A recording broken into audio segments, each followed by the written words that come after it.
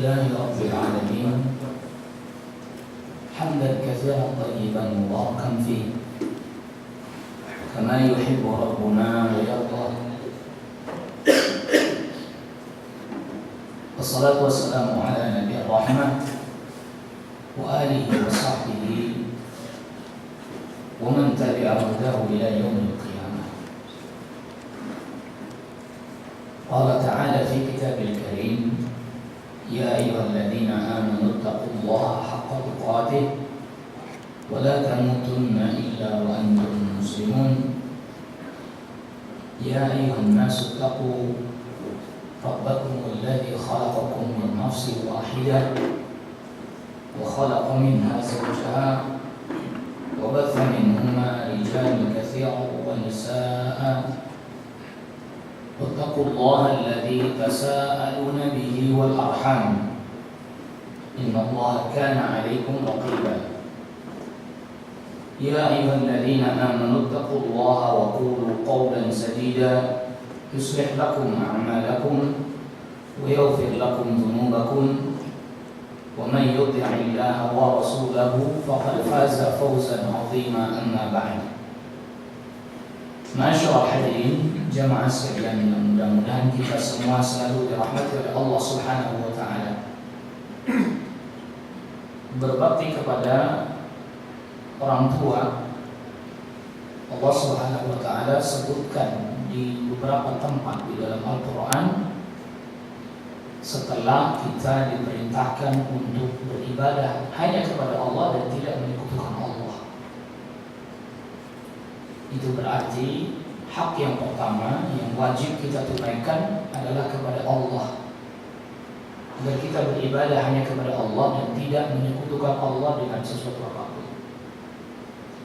Allah Subhanahu wa taala misalkan firmankan di Suratul Nisa, Allah perintahkan manusia agar beribadah hanya kepada Allah. Wa'budullah wa la tusyriku bihi syai'a wa bil walidayni ihsana. Beribadahlah kalian hanya kepada Allah dan jangan menyekutukan Allah dengan sesuatu apapun, dan berbakti kepada orang tua. Allah Subhanahu wa taala juga firmankan di surat Al-Isra, wa qala rabbuka alla ta'budu illa iyyahu wa bil walidayni ihsana. Dan Rabbmu telah memerintahkan agar kalian tidak beribadah kecuali hanya kepadanya dan berbakti kepada kedua orang tua. Allah Subhanahu wa taala juga firmankan di surah Luqman setelah menceritakan tentang perkataan Luqman kepada anaknya.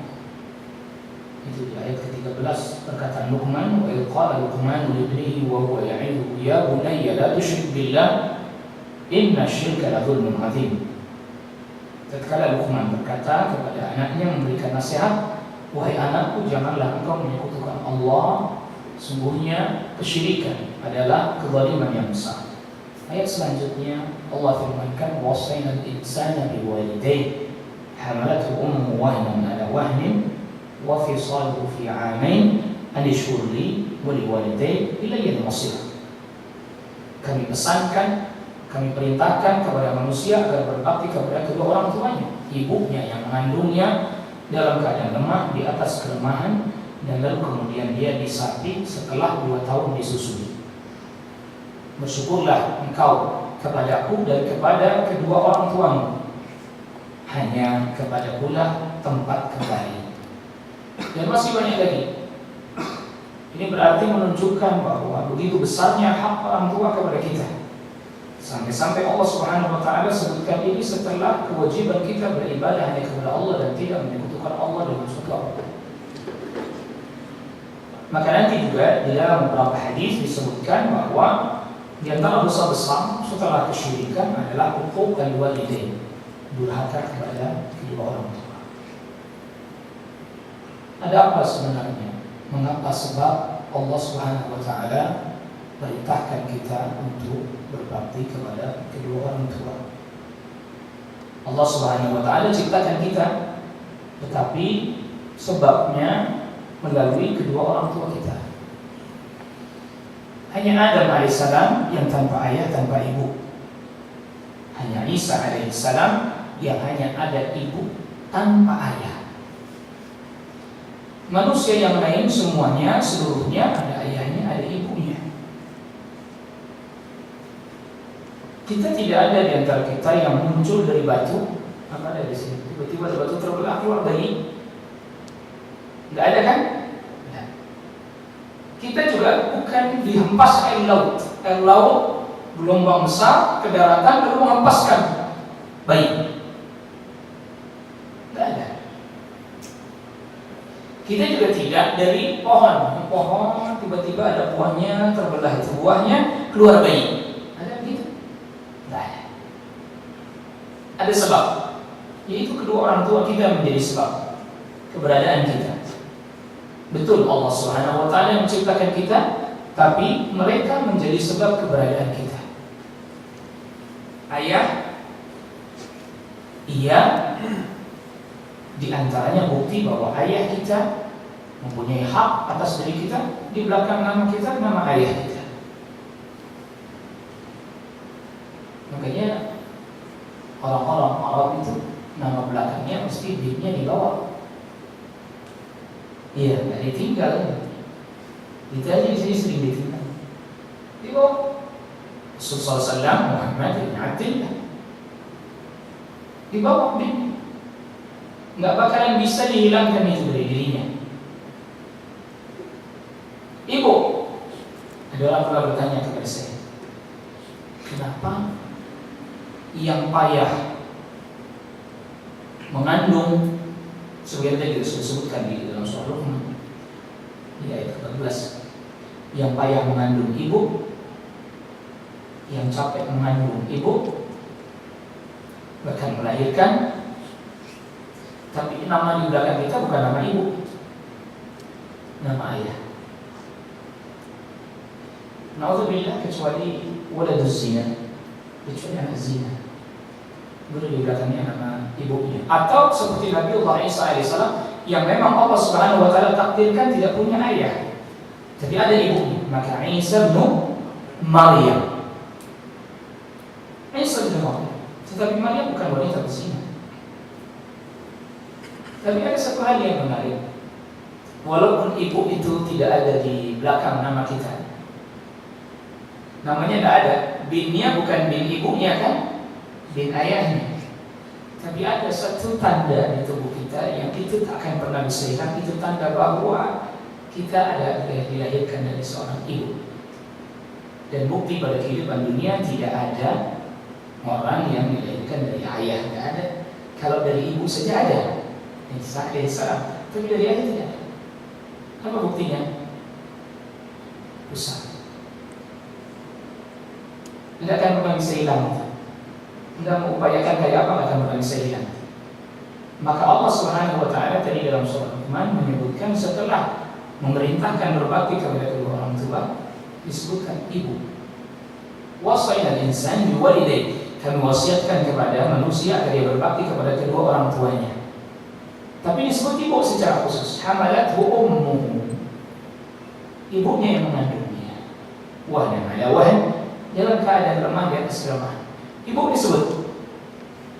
Maka tidak ada kemudian Rasulullah SAW ketika ditanya siapa orang yang paling berhak aku berbakti kepadanya, Rasulullah sampaikan ibumu. Lalu kemudian siapa lagi? Rasul ibumu. Dari siapa lagi?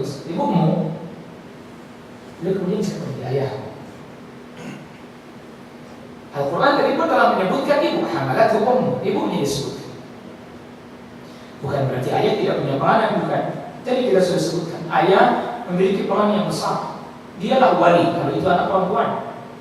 Maka di belakang nama itu nama ayah. Dia sang wali. Dia punya kewajiban memberikan nafkah, bukan berarti dia punya kewajiban untuk mendidik. Punya kewajiban untuk mendidik juga, tapi juga dia adalah seorang wali. Yang namanya wali punya tanggung jawab yang besar juga. Tetapi di sisi lain ibu yang mengandung. Itu yang pertama. Makanya dikasih jalur makanan. Ya, tadi pusar itu jalur makanannya. Apa yang ibu kita makan, sarinya dibagi jadi dua. Untuk dirinya dan untuk kita. Begitu juga. Begitu juga. Makanya biasanya wanita hamil cenderung makannya jauh lebih banyak. Karena itu bukan untuk dirinya saja, tapi untuk anaknya juga. Selama 9 bulan seperti itu. Apa yang dia makan, itu saja yang kita makan. Apa yang dia minum, itu yang kita dapatkan.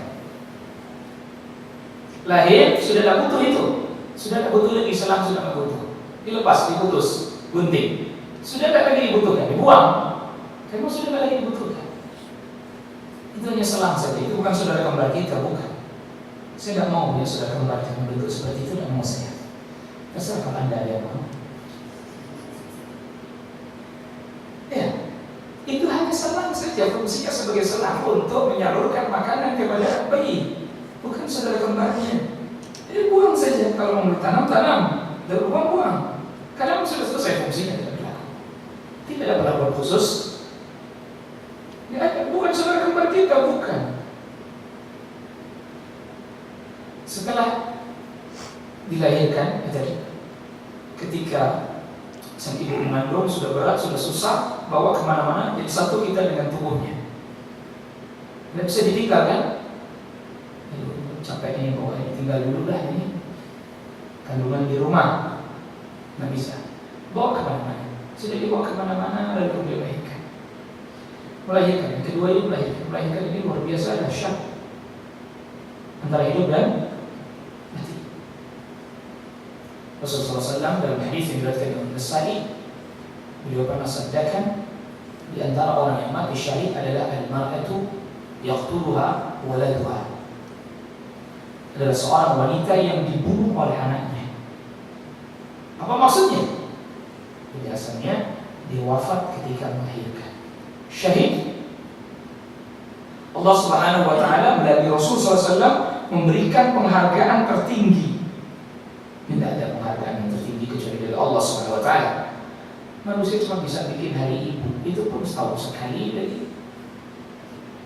Manusia cuma bisa bikin hari ibu, itu penghargaan tidak ada nilainya sama sekali. Lihat, Rasul sabdakan di antara orang yang mati syahid adalah al-mar'atu yaqtuluha waladuha, yaitu seorang wanita yang wafat disebabkan karena melahirkan anaknya.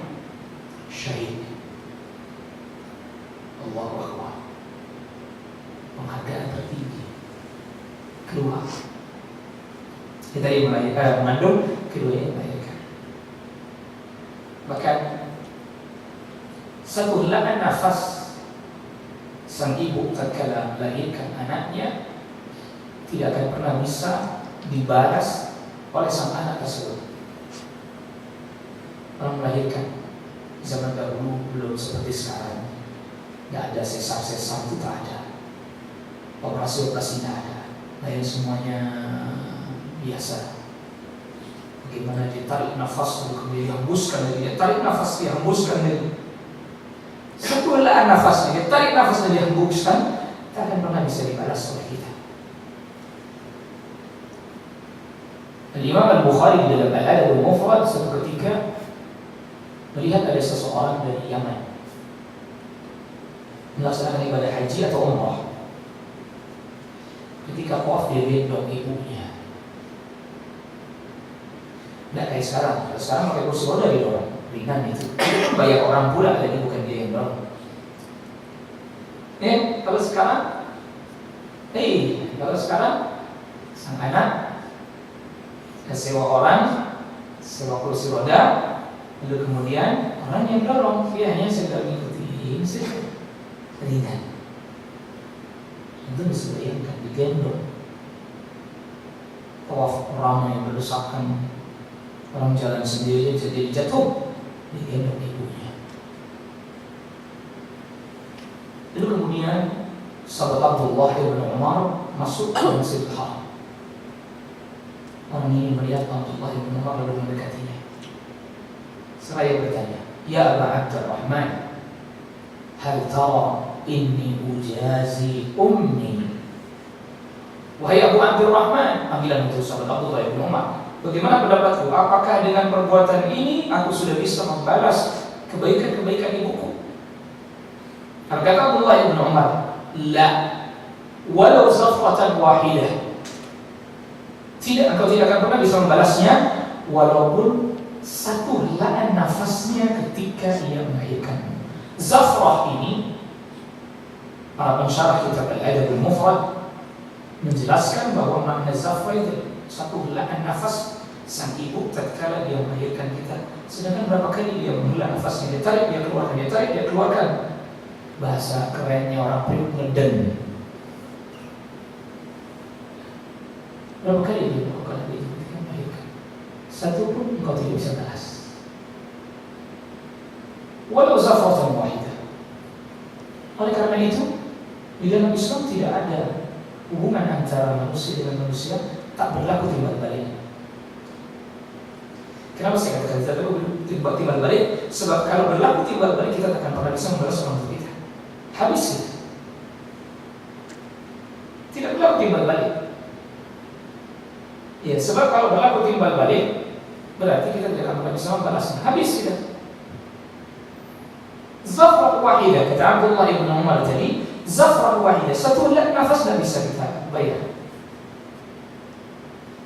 Maka Rasulullah SAW sabda dalam hadis yang sahih diriwayatkan oleh Imam Muslim, la yajzi waladun an walidih. Anak tidak akan pernah bisa membalas orang tuanya kecuali satu. Anda bisa balas orang tua Anda kecuali dengan satu. Illa ay yajidahu mamlukan fayashtarihu wa yu'tiquhu.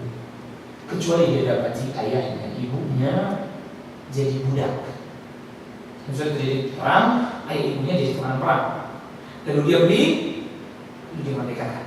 Baru itu bisa membalas kebaikan ayah ibunya. Sekarang tak ada peperangan, tak ada budak, berarti Anda tidak punya peluang. Ya kan lebih jelas. Itu yang kedua. Yang ketiga, menyusui. Setelah melahirkan, ibu menyusui bayinya. Bayinya tidak bisa makan apa-apa kecuali dari susu ibunya. Bahkan itu kalau mau sempurna 2 tahun. Haulaini kamilaini liman arada an yutimma ar-radha'ah. Kalau waktu di dalam kandungan ada selang makanan, ya ada selang makanan, yang dimana saripati makanannya masuk ke dalam diri kita, dalam tubuh kita melalui selang tersebut. Adapun setelah dilahirkan tidak ada selang makanan karena sudah diputus, tapi dengan menyusui. Allah Jalla wa'ala jadikan kaum wanita setelah melahirkan bisa mengeluarkan air susu. Anda akan sulit dapati wanita yang belum pernah melahirkan bisa keluar air susunya. Allah, hikmah dari Allah Rabbul Alamin. Lagi-lagi makanya wanita menyusui itu makannya cenderung juga lebih banyak. Karena bukan hanya untuk dia, untuk bayinya. Dan dalam hukum fikih, sekali lagi, Allah SWT memberikan penghargaan bagi kaum wanita yang hamil dan menyusui. Ramadan dia boleh tidak puasa. Apa gantinya? Wallahu a'lam. Memang para ulama fikih terjadi perselisihan dalam masalah ini, tetapi pernah ditanyakan kepada Abdullah bin Abbas radhiyallahu anhu. Abdullah bin Abbas jawabnya fidyah, bayar fidyah.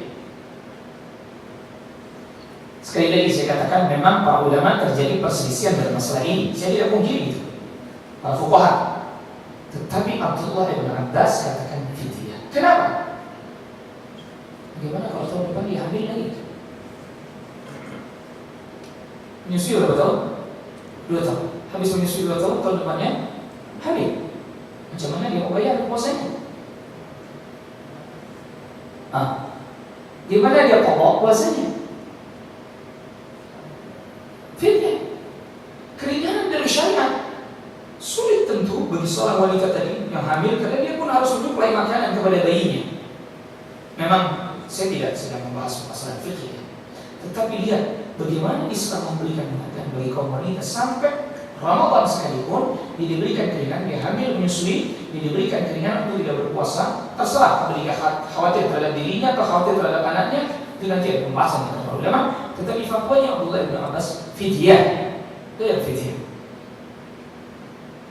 Karena menjadi kontrak wanita, hamil menyusui, hamil menyusui, hamil menyusui, kontrak wanita. Kalau boleh gantian sih mungkin suaminya suruh ganti yang tadi. Kan tidak mungkin ya. Masa suamiku, maaf Ramadan kali ini saya mau puasanya full, Anda yang gantiin saya hamil ya. Kan tidak mungkin. Anda yang gantiin saya haid ya, oh nggak mungkin juga. Allah diberi penghargaan sedemikian rupa. Dalam hal menyusui juga ada penghargaan yang begitu besar yang Allah Rabbul Alamin berikan kepada kaum wanita. Tentu kita tahu bahwa apabila ada anak orang lain disusui oleh istri kita, anak itu masih kecil dan tidak makan apa-apa kecuali hanya menyusu saja 5 kali susuan, sekenyang tidur dia mesti terbangun lagi menyusui sampai 5 kali. Apa yang terjadi? Saudara, sepersusuan haram dinikahi. Hubungannya dia dengan istri kita jadi ibu persusuannya dia. Haram menikah dan menikah. Air susu. Hampir saja hubungan sepersusuan ini disetarakan dengan Allah Jalla wa'ala dengan darah, dengan hubungan darah. Kendati betul nanti berbeda. Kalau tawarus saling mewarisi tidak ada memang. Tetapi hampir saja Allah Jalla wa'ala jadikan hubungan sebab sepersusuan ini setara dengan hubungan darah dari beberapa sisi. Tidak boleh saling menikah di antara. Oh ini tidak main-main. Ini perkara yang serius. Makanya terkadang kayak di Indonesia ada orang punya hubungan sepupuan. Ketika dia nikah, lalu kemudian terjadi permasalahan genetika.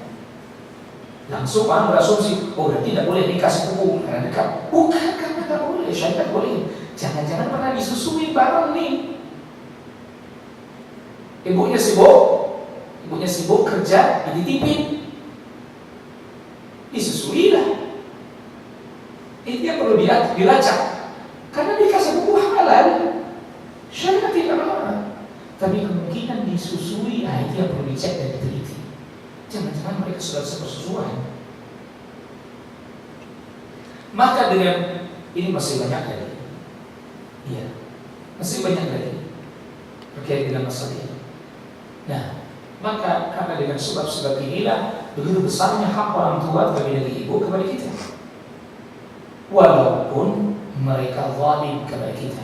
Maka tadi saya sebutkan tidak ada hubungan timbal balik.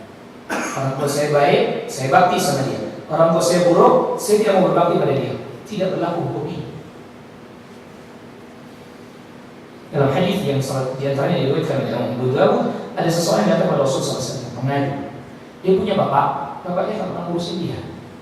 Dari kecil tak pernah nafkahi, tak pernah diurusin. Tiba-tiba ketika dia jadi pedagang yang sukses, bapaknya datang. Apa yang dilakukan bapaknya? Minta duit. Anak zaman sekarang coba gitu, enak aja. Dulu ngurusin gak mau, giliran sekarang sukses dia datang minta duit. Kita kepada Rasulullah SAW mengadukan masalahnya itu. Apa kata Rasulullah SAW? Anta wa maluka li abika. Engkau dan hartamu milik ayahmu. Kalau bahasa kita kasih. Allahu Akbar. Orang tuanya zalim kepadanya, ditinggalkan begitu saja, tidak dinafkahi, tidak dididik dan seterusnya. Orang tuanya pergi begitu saja, entah kemana, tidak diketahui imbanya. Ketika dia sukses tiba-tiba datang, minta duit, minta uang. Apa Rasul sabdakan? Anta wa maluka li abika. Engkau dan hartamu milik ayahmu. Sebab kalau bukan karena dia kau tidak ada.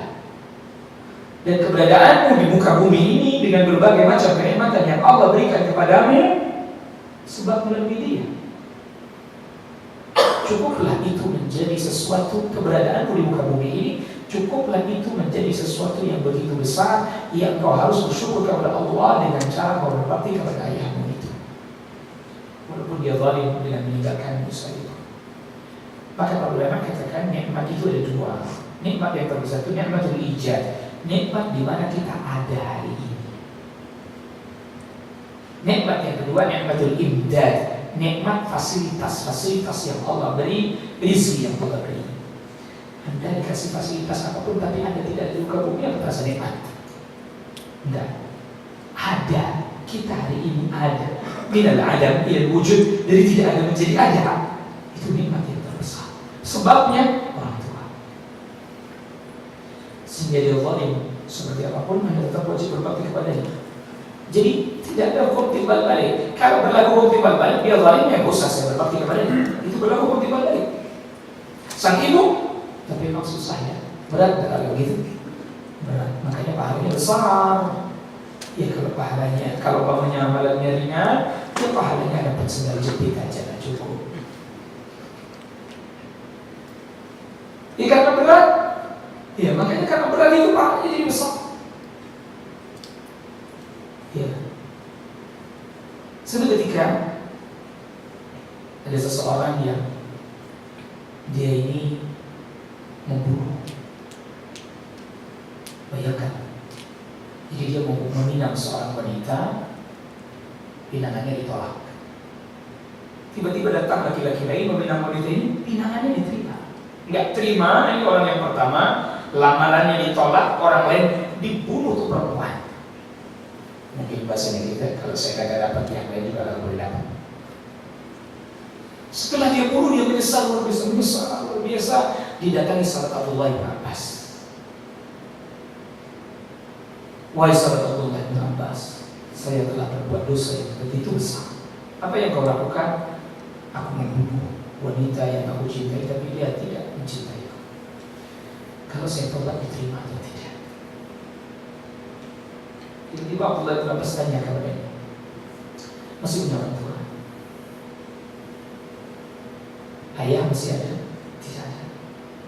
Ibu sudah wafat. Ya sudah, kalau begitu kau pulang, berbanyaklah amal saleh, bersedekah, bertobat kepada Allah SWT. Pulang. Ketika kejadian itu terjadi, ada salah seorang murid beliau namanya Atha bin Abi Rabah, Atha al-Khurasani, namanya Atha. Atha ini tabi'in, tadinya budak, lalu kemudian dimerdekakan, tapi dimerdekakan oleh Abdullah bin Abbas, tapi ngikutin terus. Akhirnya jadi ulama, mantan budak jadi ulama. Banyak sekali dari kalangan tabi'in itu mantan budak. Mendengar hal itu dia datangnya Abdullah bin Abbas, tanya, kenapa anda tanya orang tua masih ada atau tidak? Apa kata Abdullah bin Abbas? Aku tidak dapati amalan yang paling cepat mendatangkan ampunan dari Allah kecuali berbakti kepada orang tua.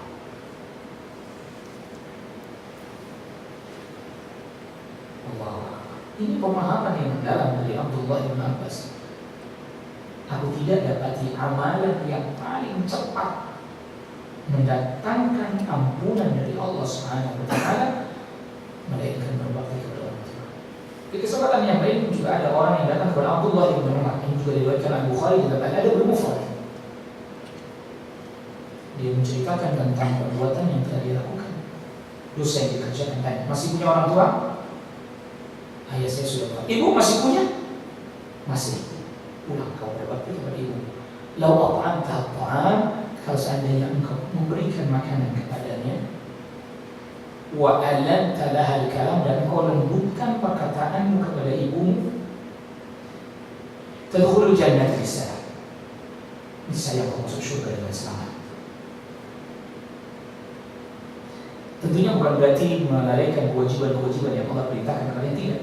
Tetapi di antara amalan-amalan itu yang mudah sekali menyebabkan orang masuk ke dalam surga. Mudah sekali menyebabkan orang masuk ke dalam surga, berbakti kepada orang tuanya. Abu Dzar radhiyallahu anhu pernah didatangi oleh seseorang. Orang tua saya meminta saya agar menceraikan istri saya. Beliau berbeda dengan Umar bin Khattab radhiyallahu anhu. Abu Dzar diam sejenak. Kata beliau, sami'tu Rasulullah, aku pernah mendengar Rasulullah SAW bersabda, al-walid awsatu abwabil jannah, orang tua adalah pintu surga yang terbaik. Kalau anda mau, silakan anda jaga itu sebaik-baiknya. Kalau anda tidak mau, sia-siakan saja, terserah. Kalau anda tidak mau masuk surga, sia-siakan saja. Ini tidak kasih keputusan. Karena memang masalah menceraikan istri juga ada permasalahan yang besar. Memang Umar bin Khattab radhiyallahu anhu pernah meminta Abdullah bin Umar melakukan hal itu, yang kemudian dikatakan oleh Rasulullah SAW, kalau Umar perintahkan itu diceraikan istrimu. Karena memang Umar melihat istrinya Abdullah bin Umar pada saat itu memiliki akhlak yang buruk, diceraikan memang. Tetapi bukan berarti itu menjadi dalil bahwa orang tua sembarangan juga memerintahkan anaknya untuk menceraikan istrinya. Karena Imam Ahmad ketika ditanya, bagaimana kalau orang tua saya memerintahkan saya untuk menceraikan istri saya, kalau orang tua seperti Umar baru ceraikan. Tetapi artinya bahwa bagaimana orang tua berbakti kepada orang tua bahkan lebih diutamakan terkait dengan berbakti. Bukan berarti tidak menghargai istri tetap, tapi terkadang kita menghadapi banyak permasalahan. Ya, banyak permasalahan. Sebenarnya kita sudah bisa cukup memberikan kepada istri dan anak sudah, cuma mungkin belum berlebih. Tapi kadang kita sering berkata demikian, kan untuk istri anak saya saja belum cukup untuk anak seorang tua. Padahal sebenarnya sudah, cuma kita saja dipersempit dan dibuat takut oleh syaitan. Lalu banyak orang yang istrinya minta dia langsung turuti, orang tuanya minta jauh di bawah, lebih murah, lebih ringan dibandingkan dengan minta istrinya, lama sekali dia tidak memenuhi. Allahu Akbar. Ingat, bukan berarti kita tidak mau menafkahi istri, tidak. Tetapi dalam beberapa hal terkadang istri kita minta sesuatu, cepat sekali nanti gajian saya berikan. Ibu kita minta sesuatu, kita lupa, tunda terus. Allahu Akbar. Yang berapa nilainya? Tidak begitu besar. Bahkan kita perlu tahu di antara hikmah seseorang yang berbakti kepada orang tuanya, doanya dijawab oleh Allah Rabbul Alamin. Uwais ibn Amir Al-Qarni, tabi'in, tidak pernah jumpa dengan Rasulullah SAW, beriman ketika di masa Rasulullah SAW masih hidup, tapi tidak pernah jumpa dengan Rasulullah SAW karena dia tidak sempat menemuinya karena sibuk berbakti kepada ibunya. Rasul tak pernah juga berjumpa dengannya, tapi Rasulullah SAW beritahukan kepada para sahabat, nanti kalau kalian berjumpa dengan seseorang yang bernama Uwais ibn Amir, Rasul sampai sebutkan namanya dan ayahnya, bahkan sukunya. Al-Qarni, atau orang Indonesia disebutnya Al-Qarni, itu sukunya, suku Qarni, Yaman. Namanya Uwais ibn Amir, lengkap Rasul sebutkan. Ketika Rasul sampaikan, nanti kalau kau berjumpa dengannya, minta doa darinya. Zaman Khalifah Umar bin Khattab radhiyallahu anhu datang rombongan dari Yaman untuk menuju Kufah, berhenti di Madinah. Umar bin Khattab dengar ada rombongan dari Yaman, langsung teringat sabda Rasulullah SAW. Dia kira muslim di sini, langsung dicari. Datang, sebagai antara kalian yang namanya Uwais bin Amir. Barisan depan orang-orang terpandang bawa sholat, tak ada kayaknya. Di belakang mungkin banyak orang ini, cari di belakang. Jadi di belakang tempatnya orang bekerja kasar, tukang urus kuda, segala macam. Ini namanya Uwais bin Amir. Ada orang Islam pakainya busuk. Ada apa gerangan Anda mencari Uwais bin Amir? Engkau, Uwais bin Amir, singkap pakaianmu. Itu bukan kucing. Karena Rasul beritahukan dia pernah kena penyakit Baus. Mungkin kalau dia sekarang semacam kayak albino gitu.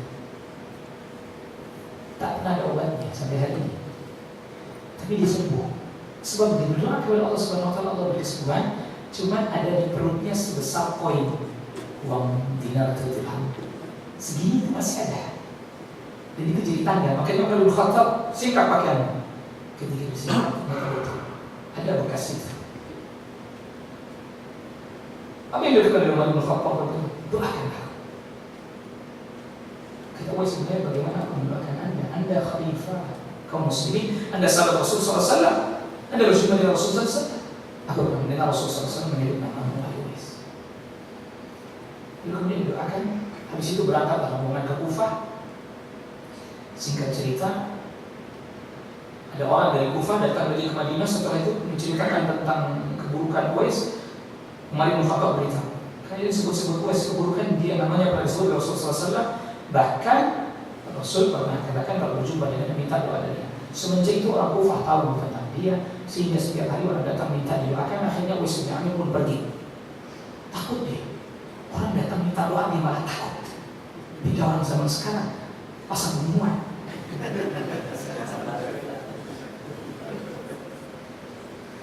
Takut. Hidupnya dia berpindah-pindah. Bahkan Syekhul Islam Ibnu Taimiyah rahimahullah taala katakan ketika Uwais bin Amir wafat tak ada orang yang tahu siapa dia. Dia wafat ketika orang menemukan jenazahnya ditemui oleh orang itu sudah ada kain kafan tersedia, sudah ada yang bahan tergali. Sehingga orang tidak mengurus jenazah itu dimandikan, dikafankan, sholatkan dan dikuburkan dan tidak pernah tahu siapa dia. Amalannya apa? Dia sangat berbakti kepada ibunya. Bahkan tidak sempat datang ke Madinah untuk berjumpa dengan Rasulullah SAW karena sibuk bekerja untuk memenuhi nafkah ibunya. Bahkan di dinas medisnya tidak kepikiran pakaiannya yang lusuh dan seterusnya, dia tidak pikirkan. Kerja berat itu, kerja kasar. Mungkin kalau kayak kita sekarang kuli kasarnya. Dilakukan itu untuk menafkahi ibunya. Allah.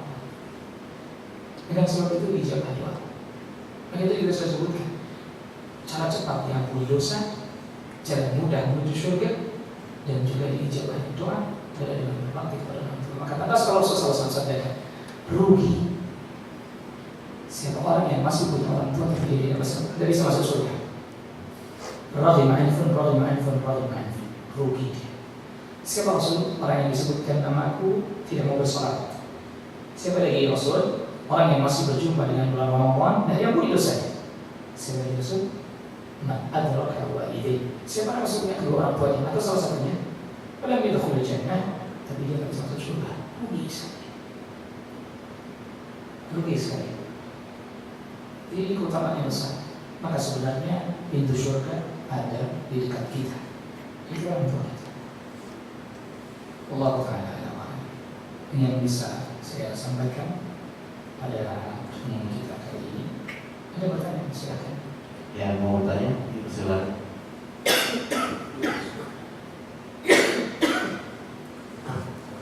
Assalamualaikum Ustaz. Waalaikumsalam. Dan saya juga Ustaz. Yang pertama, kadang itu orang tua itu kan sudah mulai ikut Ustaz ya. Kalau misalnya dia sakit, terus dia itu suka dibawa ke dokter nggak mau gitu Ustaz. Terus kalau kita paksa, tapi dia nggak marah dan kesal, coba kita berdosa gitu Ustaz. Jadi orang tua tidak mau dibawa ke dokter. Iya. Terus yang kedua, baik silakan. Kalau kita mengaji di atas kuburan orang tua kita yang sudah meninggal, apakah ada manfaatnya buat orang tua kita Ustaz? Baik. Assalamualaikum. Waalaikumsalam. Yang pertama tentang itulah orang tua. Jadi ujian buat kita ketika keduanya di usia tua. Maka tadi yang di surat Al-Isra itu, "Imma yablughanna indaka al-kibar ahaduhuma aw kilahuma fala taqul lahuma uffin wa la tanharhuma wa qul lahuma qawlan karima." Ada kalanya kedua-duanya di usia yang sudah tua atau salah satunya di bawah pengasuhan kita. Catatan penting. Kenapa ayat Al-Quran menyebut indaka, di bawah pengasuhanmu? Artinya orang tua itu sampai tua jangan kau kasih, jangan kau tempatkan kecuali di tempat di bawah pengasuhanmu. Jangan taruh di jompo. Pak saya sibuk kerja, orang tua saya sakit-sakitan, taruh aja di jompo. Mungkin di bawah pengasuhanmu. Ada satu kisah, kedua orang kakak adik rebutan masuk orang tua. Kakaknya sudah selama ini masuk ibunya, suatu ketika adiknya minta, sudah dikasih sama kakaknya. Pengadilan kalah, singkat cerita di pengadilan kalah, kasih ke adiknya. Nangis kakaknya. Kenapa nangis? Pintu surga saya dibawa sama adik saya. Tapi yang terjadi berapa banyak? Kadang ujiannya ke istri. Tinggal orang tua nggak enak katanya. Memang ya kalau nggak ya lebih dekat rumahnya. Kalau nggak jadi satu ya dekat rumah. Nah kalau dia tidak mau, ya rayu. Bila tidak mau dipaksa marah. Pokoknya berusaha untuk menenangkan hatinya. Ingat bahwa berobat itu hukumnya mubah. Allah akan yang lebih wajib berobat itu hukumnya mubah, tidak wajib. Tentu kita sebagai anak khawatir ya, kan kesembuhan dan seterusnya. Yang muridnya lagi keadaan begini, itu orang tua minta dia bawa ke rumah sakit. Sudah bawa ke rumah sakit? Iya, sudah dapat kamar sampai ke rumah sakit. Baru masuk minta pulang. Tidak mau lah rumah sakit begini, pulang aja. Allah, boleh biasa. Iya sekali, dia sabar. Pulang, ibu mau pulang betul. Iya pulang. Sampai di rumah, di rumah sakit lagi. Tapi jangan rumah sakit yang itu. Rumah sakit yang sana. Kita mungkin sudah mulai berhitung harta. Berapa ini biayanya? Tapi kita lupa, ini pintu surga saya. Itu bayangkan, namanya sudah pikun kayak gitu. Bawa ke rumah sakit, sampai rumah sakit minta pulang. Sudah pulang sampai di rumah, nggak lama besok telepon lagi. Kesini, nah, ini orang tua sakit gak diobatin. Apa yang di rumah sakit? Orang tua sakit dibiarin aja. Berobat, berobat. Ke rumah sakit datang, rumah sakit. Rumah sakit yang mana? Yang sebelah situ. Yang situ. Sampai situ udah enak di sini, pulang aja. Sabar.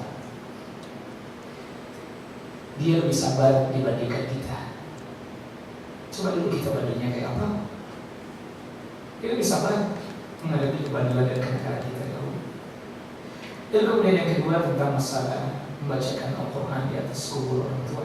Allah alam saya tidak dapat dalil dari Rasulullah SAW, dari para sahabat dan perbuatan tabi'in.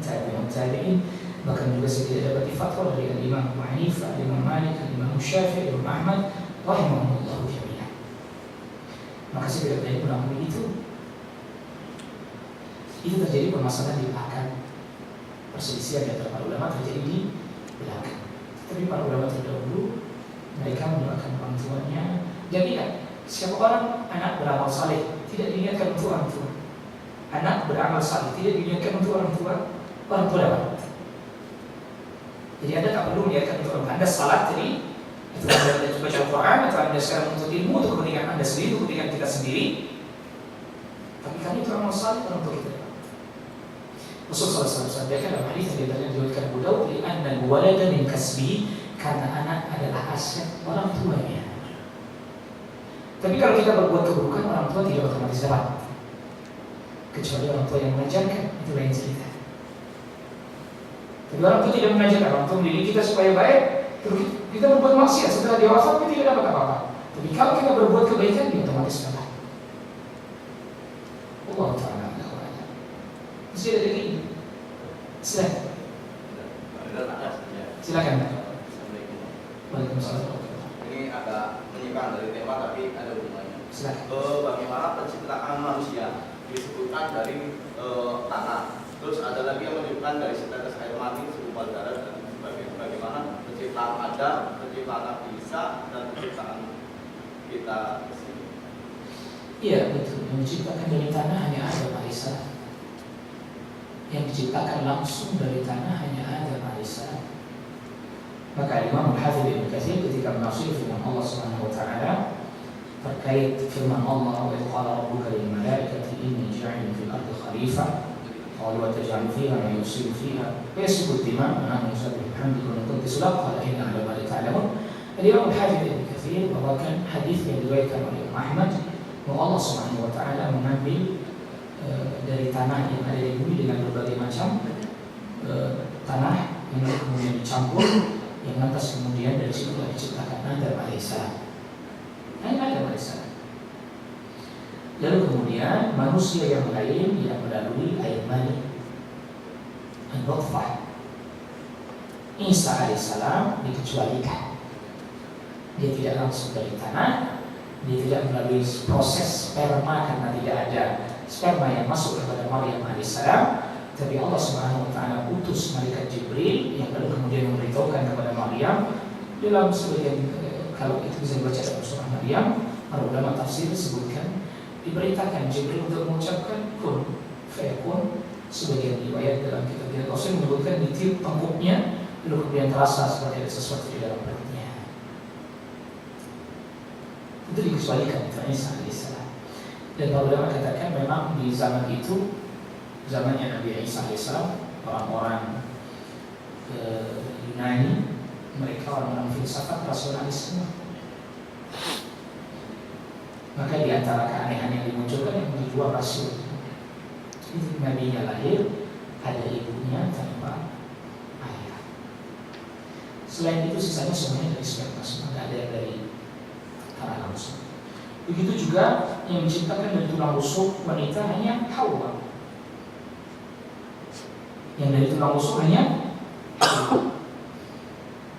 Mental tulang rusuk yang sebelah kiri, Imam Hafidh Ibn Hajar sebutkan sebelah kiri.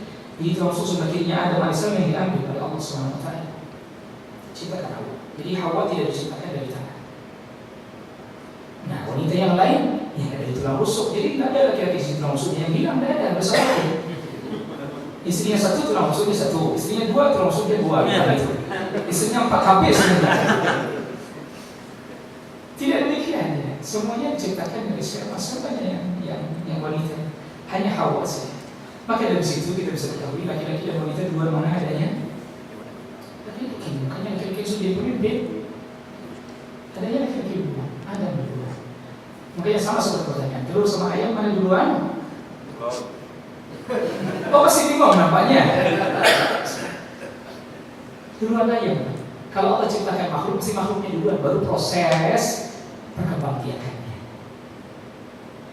Ya, laki-laki duluan, langsung Allah ciptakan di tanah. Baru kemudian ada perempuan, baru ada proses perkembangbiakannya. Jadi kalau Allah ciptakan makhluk itu makhluknya dulu, baru proses perkembangbiakannya. Habis mudah. Cuma karena kita kena filsafat jadi pusing-pusing kita. Coba kalau kita tahu itu, Allah ciptakan makhluk itu makhluknya dulu, bukan proses perkembangbiakannya duluan. Makanya yang disebut pertama tadi dari tanah, itu yang pertama. Baru nutfah, itu prosesnya perkembangbiakannya setelah yang pertama. Ayam pun begitu, ayam lah yang duluan. Baru ada proses perkembangbiakannya dengan cara bertelur. Itu ilmu syar'i. Cuman kalau kita masuknya filsafat, masuk dalam mata rantai seakan-akan tidak terputus. Pada kehidupan manusia kan bukan mata rantai yang tidak terputus. Ada awal, ada akhir. Sudah terjawab ya. Jadi ayam sama telur sudah terjawab. Jadi tidak usah diperdebatkan. Allah Ta'ala. Gimana ya? Masih dilanjutkan dulu? Satu lagi mungkin. Sudah. Ada satu lagi. Baik-baik karena sudah. Assalamualaikum warahmatullahi wabarakatuh. Ustaz, tadi saya nggak ngikutin dari awal. Waduh, Kan tema kita berbakti pada orang tua. Itu surga ya. Nah itu apakah ada batasan atau beda antara orang tua kandung dengan tua? Terima kasih. Ya, Allah wa'alam tentu. Kalau disebut orang tua di dalam Al-Quran atau dalam hadis, orang tua kandung, tentu bukan berarti bahwa mertua tidak berhak mendapatkan kebaikan dari kita. Tetapi tetap beda. Orang tua kandung maksudnya. Tetapi bukan berarti mertua tidak berhak mendapatkan kebaikan dari kita. Tapi kita dorong istri kita untuk berbakti kepada orang tuanya. Ya, kita dorong istri kita untuk berusaha berbakti kepada orang tuanya. Dengan sebab itu juga kita telah berbuat baik kepada mertua. Iya, dengan sebab itu kita juga telah berbuat baik kepada mertua. Nah, satu hal yang perlu saya ingatkan bahwa sekuat tenaga kita upayakan, katakanlah dari pagi sampai malam kita tidak tidur untuk berbakti kepada orang tua kita. Seluruh harta yang kita punya kita curahkan untuk berbakti kepada orang tua kita. Atau apapun yang kita perbuat untuk orang tua kita, itu tidak pernah bisa membalas. Sedikit pun tidak bisa membalas. Tapi kita lakukan itu agar kita mendapatkan seperti apa yang Allah Subhanahu wa taala janjikan kepada kita. Dan itu dipraktikkan oleh para sahabat radhiyallahu anhum. Abdullah bin Mas'ud malam hari, ibunya minta minum. Iya, kelihatannya ibu perlu apa? Nah, kalau kita mungkin lagi tidur asyik dibangunin, tuan tidur asyik bangunin, ngapain sih? Iya, dia berikan air minum, cari air minum, sudah datang, ibunya tidur. Mungkin kalau kita minta air, dibawain tidur, itu mungkin kita ya. Ditunggunya sampai dia bangun. Mau dia bangunin khawatir mengganggu? Enggak, takut dia butuh minum. Tungguin. Dia bisa bayangkan berapa lama dia melakukan itu.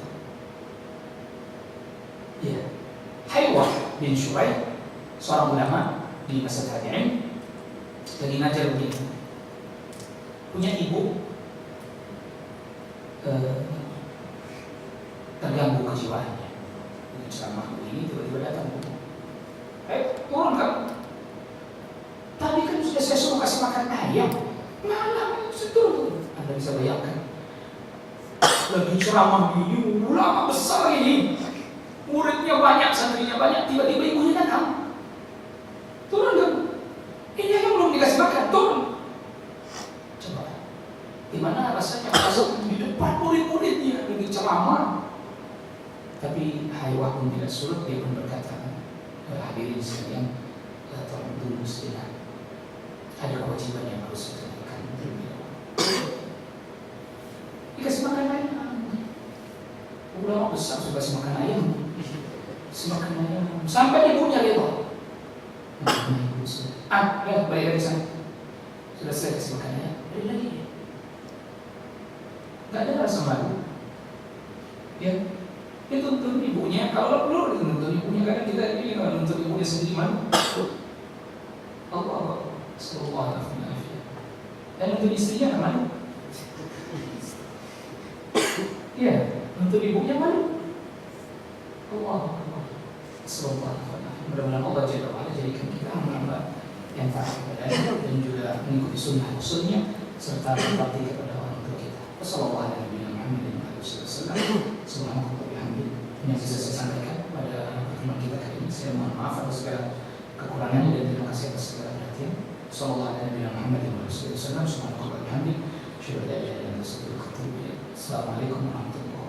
wabarakatuh.